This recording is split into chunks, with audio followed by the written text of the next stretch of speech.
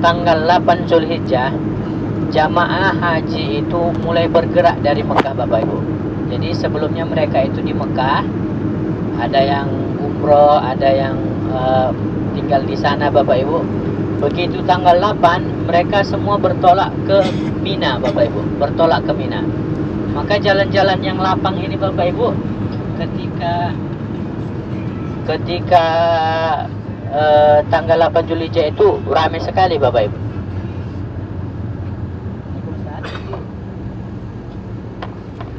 Ada lagi pemandu sejarah ini, siapa di Mekah?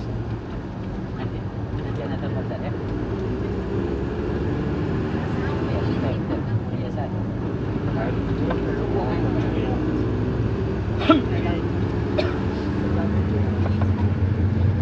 Jadi ini Bapak Ibu, lokasinya ini padat, merayap, macet. Waktu mudik lebih macet lagi di sini, Bapak Ibu. Jarak tempuh yang biasa misalnya 5 kilo memakan waktu misalnya beberapa menit, ini bisa sampai berjam-jam, Bapak Ibu. Lebih cepat lagi kita jalan kaki daripada naik bus. Di sini semua bus-bus menuju Mina, tempat Mina. Selanjutnya Bapak Ibu sekalian melakukan Allah, kalau kita tengok di sebelah kanan ada pelang kuning. Ada pelang kuning itu Bidayah Arafat. Arafat start gitu. Nah, ini adalah merupakan awal daripada Arafah. Jadi kalau orang mau wukuf di padang Arafah, Bapak Ibu, dimulai dari sini. Tak boleh di luar. Orang yang wukuf di luar Arafah, maka hajinya tak sah. Rasulullah SAW bersabda, Al-Hajju Arafah. Haji itu intinya di padang Arafah. Jadi kalau orang pergi melaksanakan ibadah haji, tapi dia tidak wukuf, tidak di sini, tidak berdiam diri di sini, Bapak Ibu, maka hajinya tidak sempurna. Apa itu wukuf? Wukuf adalah berdiam diri sejenak di tanah Arafah. Inilah dia, Bapak Ibu, lokasi Arafah itu. Ya, ukurannya sekitar 10 hektar. Sekitar 10 hektar. Baik orang yang sehat maupun tak sehat, ketika pada tanggal 9 Zulhijjah, mereka wajib di sini, Bapak Ibu, semua. Dari sebelum zuhur sampai setelah asar, mereka berdiam diri sini semua. Dan ini Bapak Ibu, samping kanan kita ini adalah merupakan pemondokan. Ya, pemondokan kemah-kemah kecil dibuat kerajaan. Disinilah umat manusia berhimpun. Kalau biasanya Bapak Ibu terdaftar di Kementerian Haji, ya, normalnya itu orang yang haji itu 4 juta orang. Tetapi banyak juga yang terdaftar bahkan sampai 5 juta orang, Bapak Ibu. Dan target daripada kerajaan Saudi tahun 2030, orang yang melaksanakan ibadah haji itu satu tahunnya sampai 12 juta orang. Ya, disinilah Bapak Ibu kita dikumpul di depan ini, Bapak Ibu, ya, yang ada pelang-pelang warna kuningnya nih. Kalau kita wukuf di sini, di posisi kita ini tak sah, Bapak Ibu, karena Arafah itu mulainya di sana. Sudah memasuki wilayah Arafah.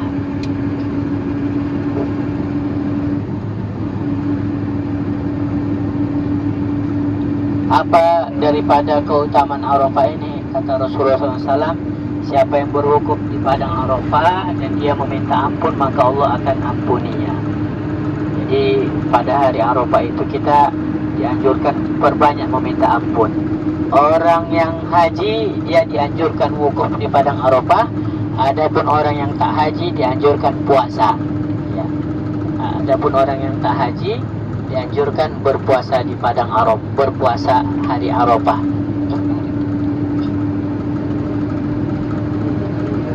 Nah, ini masih Arafah ini, Bapak Ibu, ya. Masih Arafah.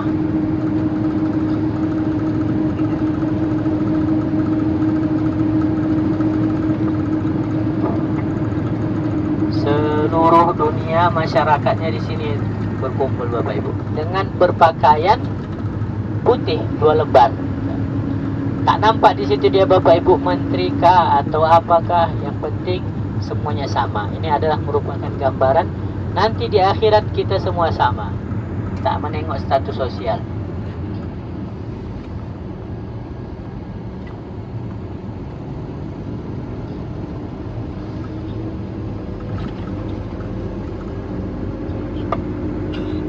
Kalau orang yang berhaji tahun 2000 ke bawah Bapak Ibu, ini pohon-pohon ini belum ada. Pohon-pohon ini belum ada dan mereka biasa pakai payung. Alhamdulillah Saudi membuat berkembang luar biasa, mulai ditanami pohon.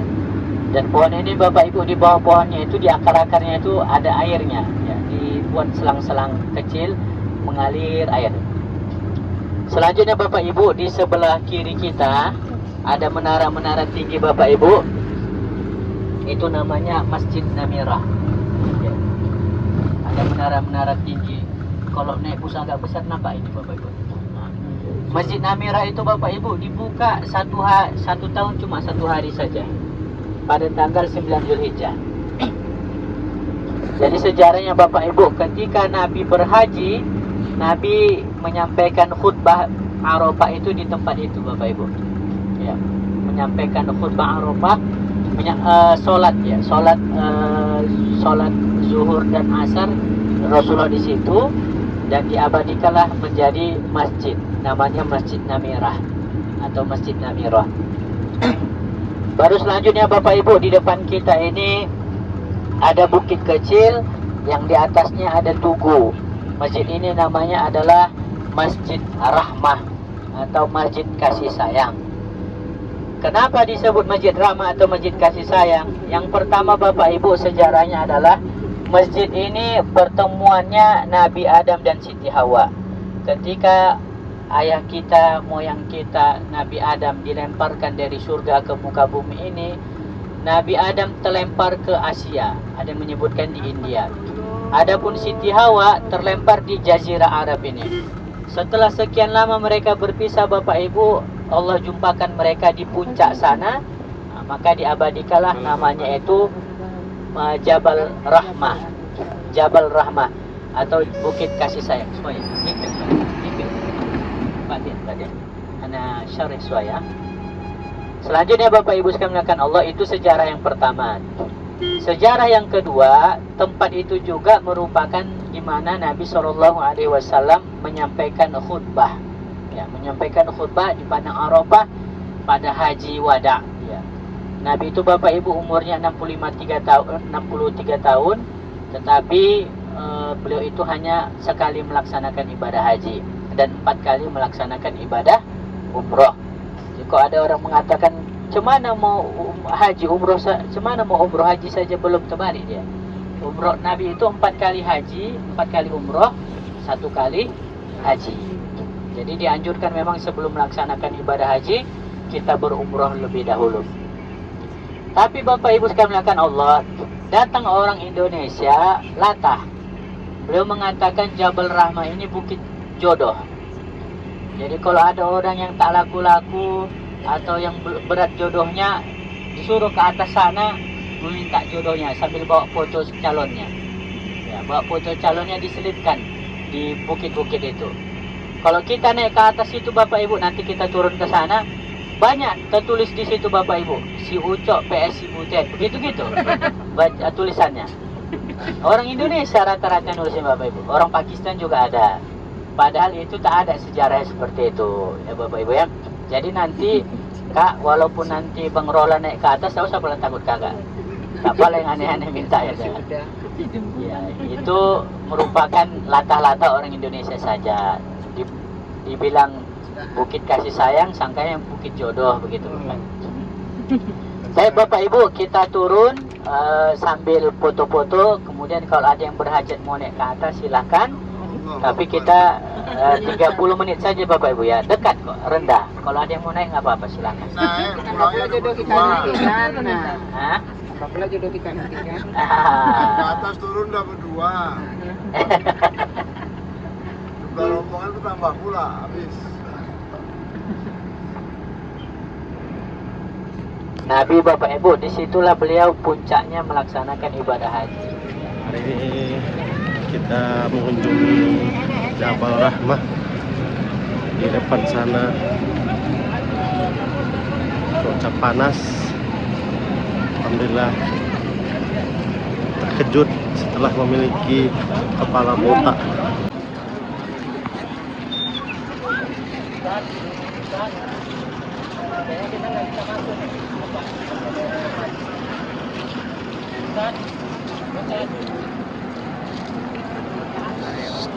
Stop.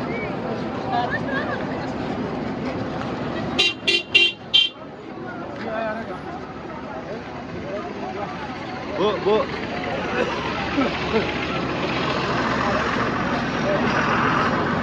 Nggak bisa masuk ke Ustaz. Nggak bisa masuk lah. Iya.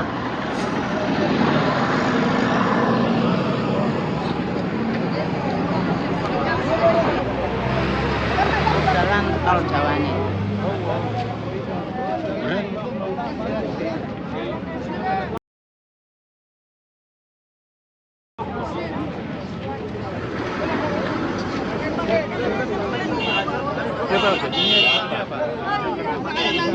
Iya, kita nggak bisa masuk. Biasanya kita bisa naik ke atas.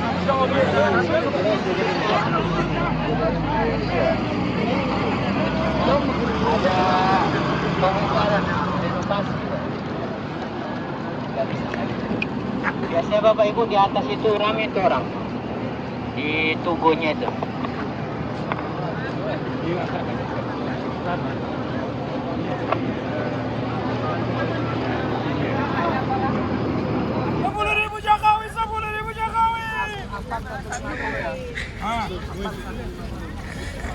Belas biji, 50.000.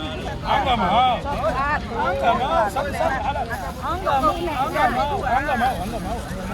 Halal. 10.000 harga bas. B. Enggak mau. Harga bas. Enggak mau. Harga bas. Satu halal, Bu. Ini 20.000. 10.000. Ah, banjir ya. Ini dia. B. Udah. 12 biji 100. Berapa? Ah, 20.000. Berapa? Dari mana? Nenek, ala nenek, kayak uang ibu nenek. Berapa kena? Sholat zuhur dan asar di jamak qasar sekalian, Masjid Namira. Dan ini Bapak Ibu satu-satunya masjid di dunia ini yang hanya dibuka satu hari saja. Panjang tahun. Pada tanggal 9 Zulhijjah, 1 tahun cuma 1 kali. Inilah dia namanya Masjid Namira.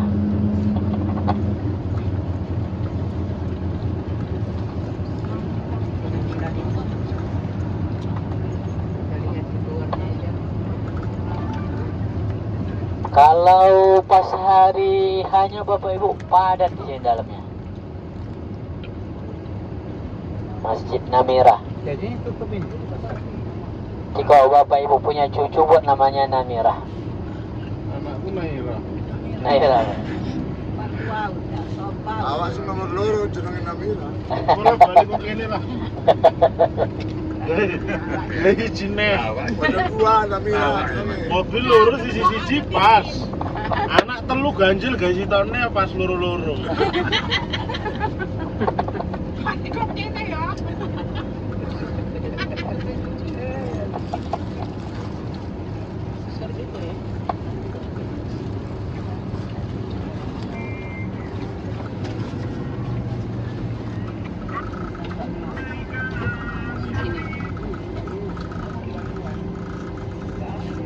Kita di sini Bapak Ibu tidak berhenti ya, melintas saja.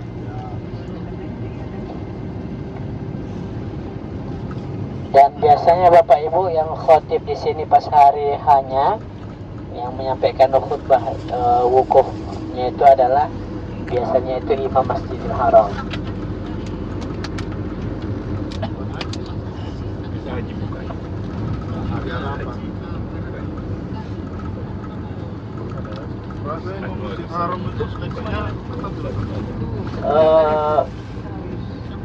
Iya Bang, kalau Imam Masjidil Haram itu adalah orang keluarga kerajaan lah, tapi yang dianya itu menghafal Quran. Banyak yang hafal Quran tapi tak keluarga kerajaan kan. This way, only way. No traffic, no car, no bus. Iya. Haram, Masjid Namira. Jadi Bapak Ibu di depan ini Ini hanya untuk pejalan kaki saja, ya. Tidak ada kendaraan yang di sini loh. Mobil, bus, apa tak ada boleh lewat sini. Hanya untuk pejalan kaki saja. Dan biasanya Bapak Ibu, orang-orang yang melaksanakan wukuf itu panasnya seperti ini Bapak Ibu. Very critical. Ya. Untuk orang yang safari wukuf ya, orang yang sakit biasa dibawa melalui ambulan dari jalur ini. Khusus ambulan atau pejalan kaki saja.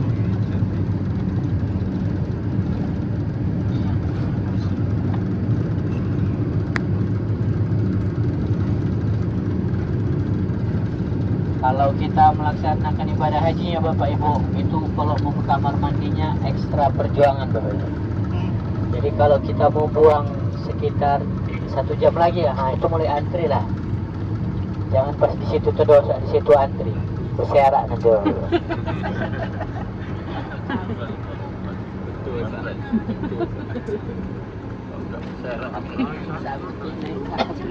Orang kebelit ketinggalan.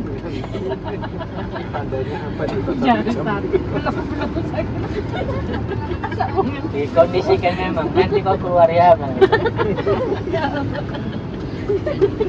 Nanti kau keluar bercecer-cecer nanti. Kalau keluar pegangan tiang Ustaz. Jangan ngatur.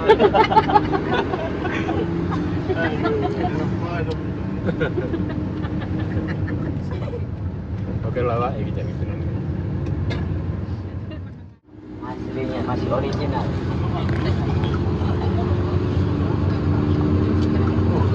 Makan awak nasi nasi telur.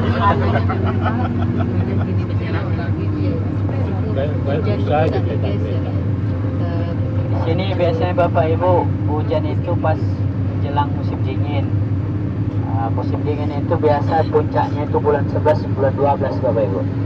Bulan 12, bulan 1 itu musim dingin lah.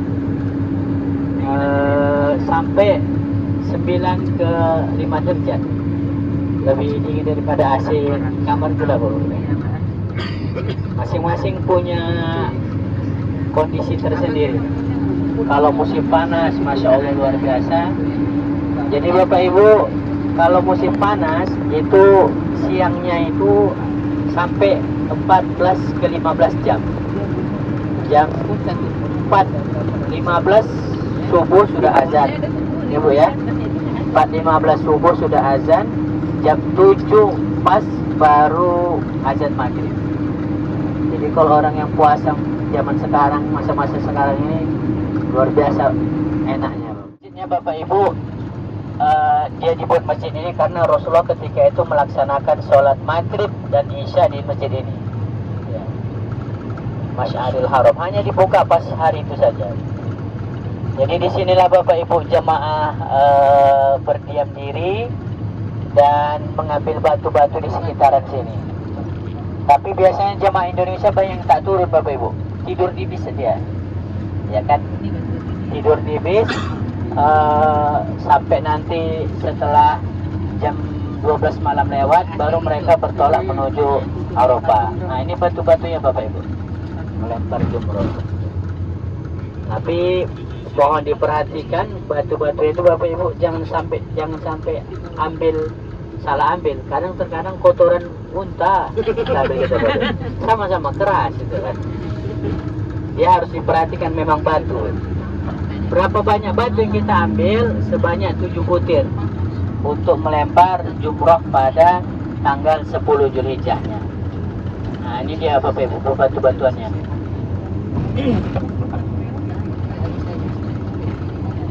Ini batu yang dilempar dikembalikan lagi sini Ustaz. Iya, siap dilempar, balikkan ke sini lagi. Yang banyaknya siapa Ustaz? Ada petugas apa? Oh, KPL siapa? PP ya Pak. Takut bisa juga melawan. Sekali-sekali memang. Antar jemput ya. Batunya. Baik, Bapak Ibu sekalian muliakan Allah. Kita sekarang ini berada di Wadi Husair. Wadi Husair ini Bapak Ibu, Nabi asalkan lewat di daerah ini dia berlari-lari cepat. Lari-lari cepat ya. Lalu pernah ditanya sahabat, wahai Rasul, kenapa kau setiap lewat ke Wadi Husair ini selalu berlari cepat? Apa kata Rasulullah? Di tempat inilah pasukan Abraha dibinasakan. Jadi pasukan bergajah itu Bapak Ibu yang datang dari Yaman mau menghancurkan Ka'bah, disinilah mereka dihancurkan atau dibinasakan oleh Allah dengan pasukan burung. Apa nama burungnya Bapak Ibu? Bukan. Jadi Ababil itu artinya rombongan Bapak Ibu. Jadi Toyron Ababil itu artinya rombongan burung-burung. Nama burungnya apa? Tak tahu kita. Jadi bukan nama burungnya bukan Ababil Bapak Ibu ya. Tapi Ababil itu adalah rombongan-rombongan burung. Ini Bapak Ibu tenda tempat jamaah. Ya, tenda jamaah untuk bermalam di Mina. Ini kita sudah masuk wilayah Mina Bapak Ibu ya. Kita sudah masuk di wilayah Mina. Ini Bapak Ibu tendanya ini ada AC-nya, kemudian anti bakar. Pernah beberapa kali terjadi kebakaran di sini Bapak Ibu. Dan satu tenda ini biasa diisi oleh 15 sampai 20 orang. Dan untuk yang tenda ini biasanya Bapak Ibu untuk kelas VVIP. Jemaah-jemaah haji dari Arab atau jemaah-jemaah haji dari negara, pokoknya yang kelas-kelas VIP lah. Kalau yang jemaah Indonesianya di balik bukit sana Bapak Ibu. bantuan.